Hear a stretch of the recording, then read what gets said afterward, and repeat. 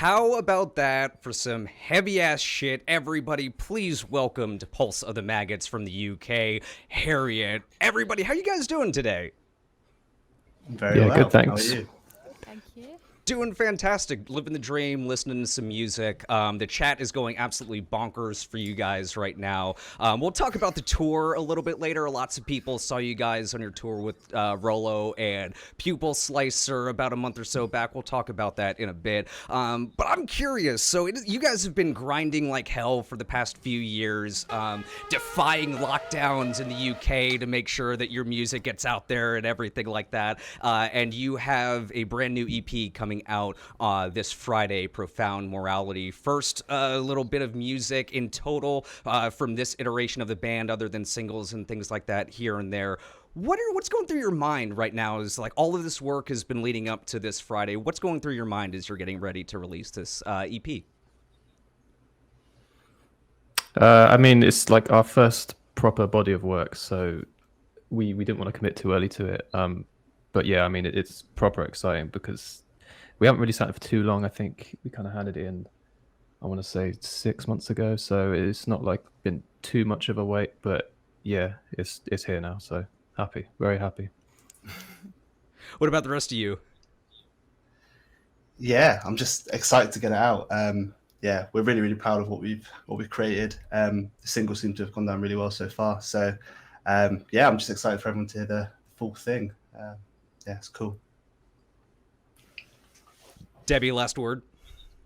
Yeah, for sure. I mean, like, it seems like it's been a long time coming for us to put something else out that people can listen to in a full length capacity. So, yeah, we're really, really excited for people to hear it, and I hope that people like it. But it's something that we're really proud of doing as friends together. Oh yeah. So I guess let's rewind the clock just a little bit, right? Because like you guys have been playing for a little bit together, and I know that Debbie, you're the only one that's not from Swindon, and met the dudes a little bit later. But the rest of you have been playing in bands since about high school. How did you all first fall in love with heavy music? I was a bit late to the game. So I met Julian and Jake in school, and I didn't listen to heavy music at all. Yeah, and they kind of got me into yeah, some of the heavier stuff. I remember I heard Mothership by Shikari, and I thought that was too screamy for my liking. I used to listen to like So Solid Crew and like 50 Cent when I was a kid. Yeah. So yeah, a kind of like different end of the spectrum. But yeah, and then I got interested in heavy music, and obviously I had two close friends of mine who loved really heavy stuff, and it kind of snowballed from there. So yeah, that's my bit anyway. I was 10 years old and I heard Slipknot on Kerrang, I believe, and I got Volume 3, which came out that same year, so I think it was 2004, and that record took my head off. And I started playing drums in the same year, I think, and here we are.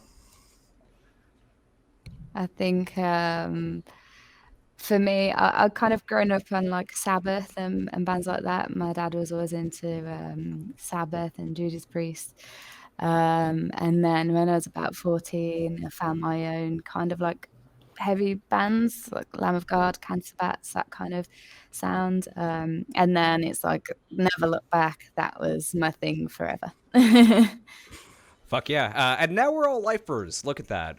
For me, it was, I heard Chop Suey on the radio. If you can remember when people used to play like metal bands on the radio and shit like that. And then, Julian, very similar to you, I heard the self-titled Slipknot album, and that kind of just like started the ball down the hill, if you will. So now you guys are firmly entrenched in the heavy music sphere, and while you guys are like, I would say relentlessly heavy in your music, especially the stuff that's about ready to come out, you do like to mix a lot of different things that a lot of bands don't necessarily do, whether that's like sludge, grind, industrial, noise, ambience, whatever it is. I'm curious, like in your writing style, like obviously you guys have been playing together for a few years. But how do you keep trying to surprise yourself when you're writing music and make sure that it sounds fresh and new and trying stuff that you haven't done before?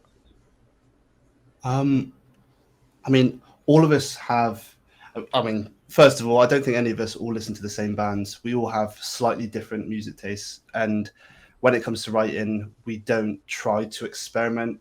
We do try to experiment, but we don't try to include different genres purposely. It's kind of just a natural thing. So it always comes together quite nicely. Yeah, I mean, it's a super easy process for us, and I think because we're quite in tune with the scene and current music as well. We know what there is at the moment, so when we're kind of snowballing ideas and kind of trying things out, when things seem fresh and seem kind of cool and new, yeah, we kind of just roll with that. We very much just write music that we think is just cool and fresh to us. So I'm glad it has translated, and other people, including yourself, seem to think so. So yeah, it's we don't do it purposely, but yeah, it kind of just becomes a bit natural when we're writing stuff. Sure. Yeah, Debbie, I mean, it's all come Julian, quite easy. Oh, sorry. Go ahead. Sorry, no, go ahead.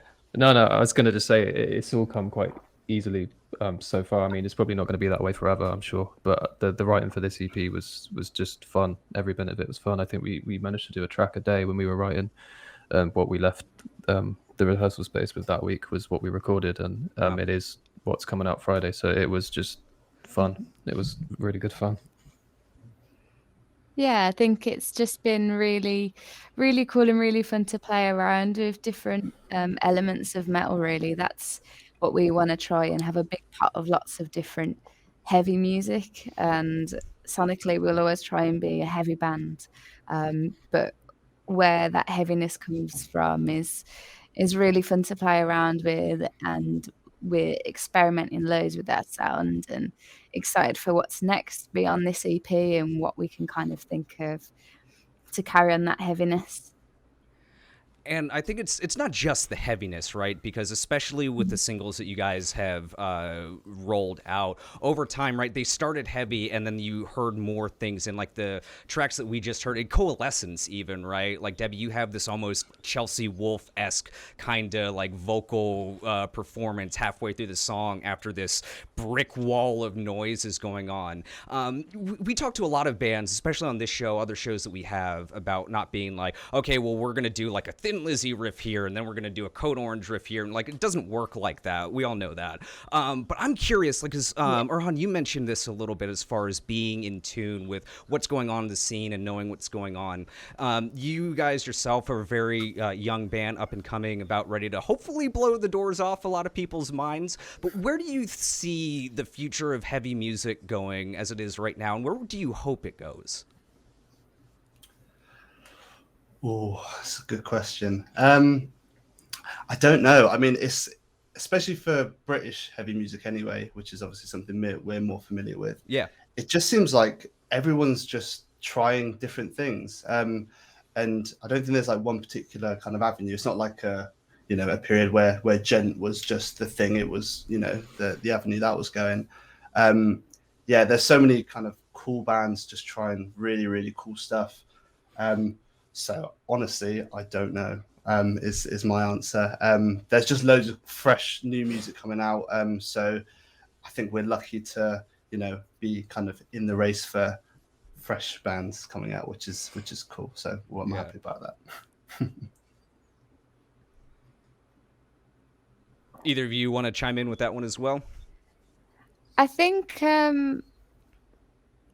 with the heavy music scene, people kind of know what to expect. Obviously, there's almost like a formula that's gone around in years gone by of like what makes a heavy song, and I think it's really cool that people are trying to push that boundary now. I think other genres are seeping in a little bit more, and I think we're seeing the effects now of like lockdown and people having that time to be creative and without the pressure, to really just try different things.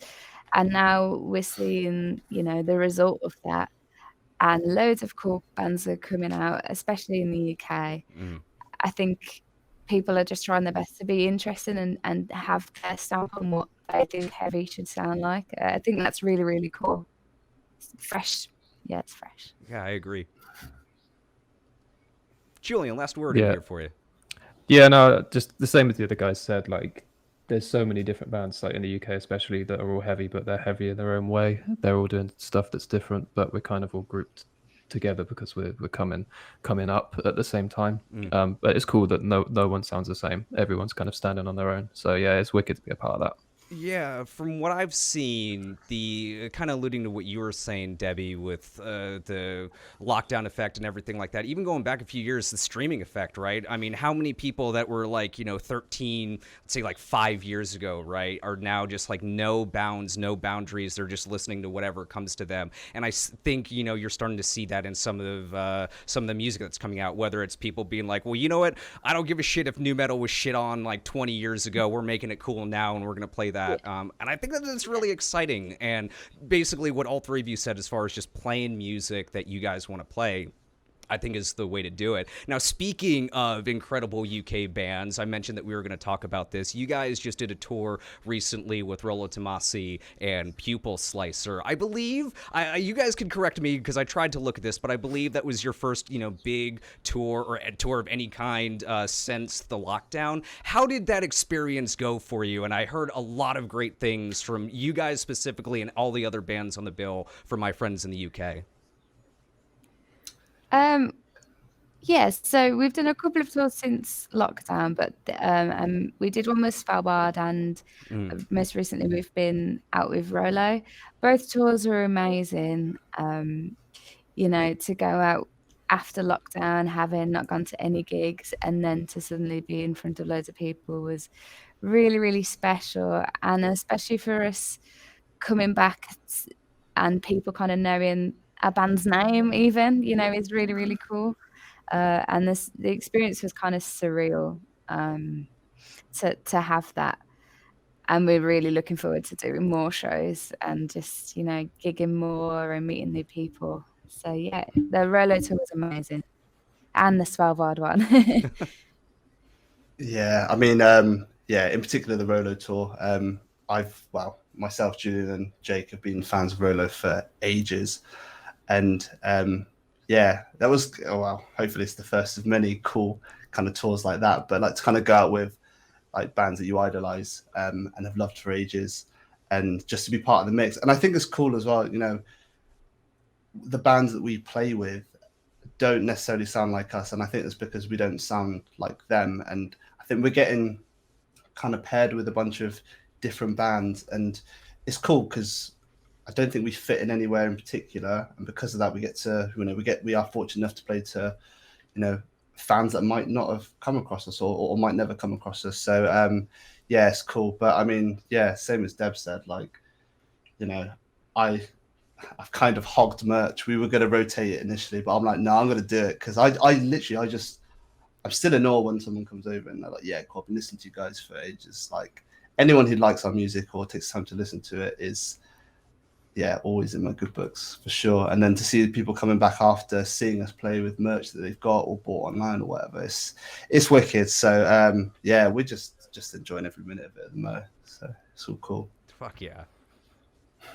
Yeah, I think there was only like 3 months in between the Svalbard tour and the Rollo tour, and just kind of the growth that we had in that time was just mental. Like Erhan said, kind of people showing up to our shows wearing merch that they brought on the last tour, but then there being like double the amount of people and stuff like that was just nuts. Very surreal, but yeah, very grateful.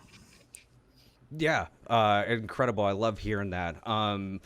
Favorite moment from either of those tours? It just like pops into your head, whether it was a dinner, a drunken night, an amazing thing that happened at the show. Like, what's the first thing that pops to your head when you think of memories from those tours? Oh, The things that you're allowed to say on live internet. Yeah. I mean, there's so many good moments. I think it was probably like the first pit. I think it was Birmingham, wasn't it? On the last tour. I mean, But yeah, just finally a pit. I mean, because I think we played a lot of shows, and obviously we're the opener, and people, we expect they're not there to see us. They might be there to see us, but if not, it's whatever. We'll play like we will play, to anyone. Sure. But I think to finally see that kind of spark, and then they finally move in like an actual pit. Yeah, that was cool. I think that was probably one of my favorite bits for sure. I kind of. Oh, sorry, mate. Oh. No, you go, Deb. You go.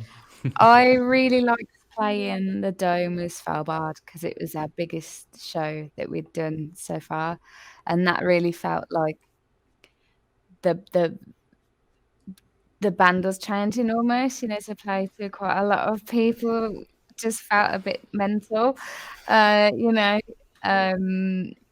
We've played in bands for years together and in different shapes and forms and whatnot, but that was the biggest crowd that we played to at that point, and that felt just amazing.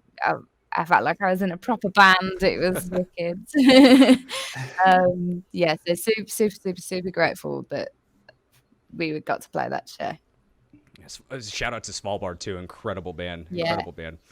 Julian, you had something to say.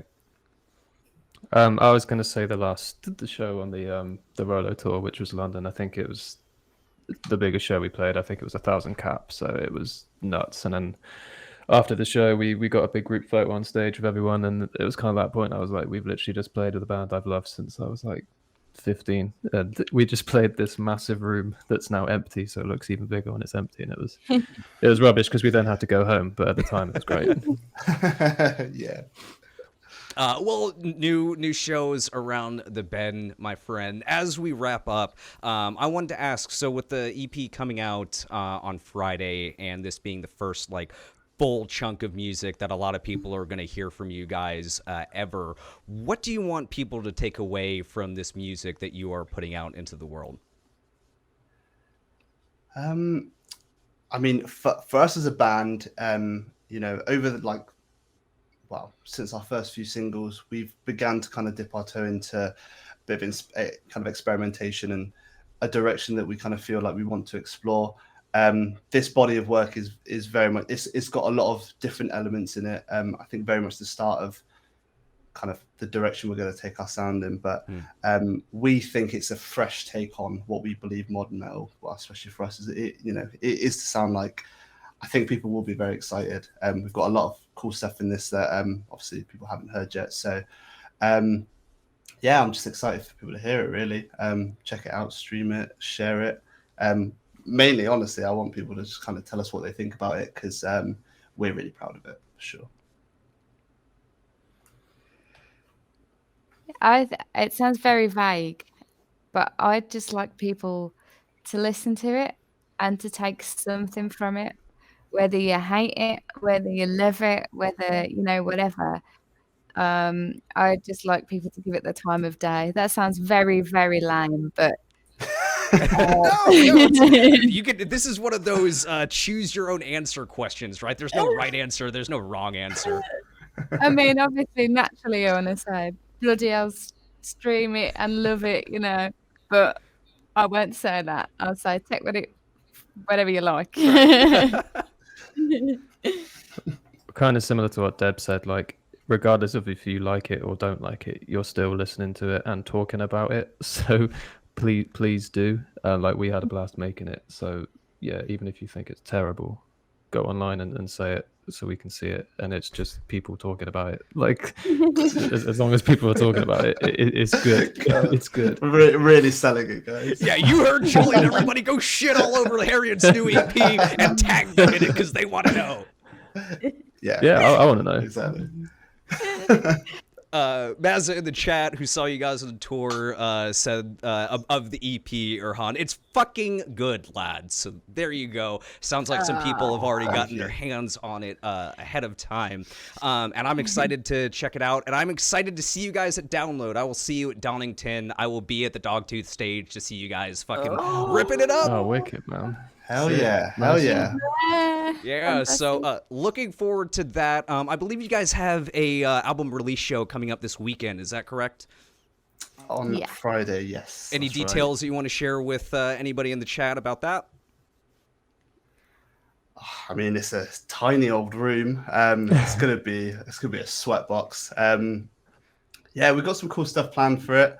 I mean, I don't know if I want to go into too much detail because it is obviously for the people who are able to go. Sure. So I don't want to upset anyone who really wants to go and can't.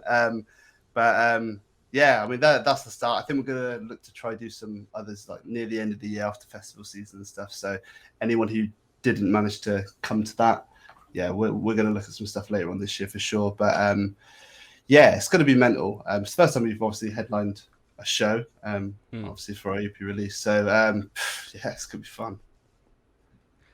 Will M91 in the chat also says it's sold out as fuck. So congratulations. It is indeed. Yeah, it sold out. It got upgraded and it sold out again. So we're very fortunate. So nobody buy your plane tickets to the UK if you're anywhere else right now, because I mean maybe you'll hear it from across the street, but you won't be able to get in. Yeah. Heriot, Deb, Julian, Erhan, thank you guys so much for taking time out of your day and chatting with us today. Congratulations on the release. We are all looking forward to it. Everybody, Profound Morality by Heriot is going to be out this Friday, April 29th via Church Road Records. Go pick it up. Maz, if you got a link for that shit, put it in the chat so people can pre-order it if they haven't done it already. And you guys enjoy the release show. Enjoy your time before we see it download. And have an amazing rest of your week, my friends. Thank you so Thanks much so much for for having having us. us. Yeah, Thank Cheers, you. thank you. our pleasure, guys. Go rock it.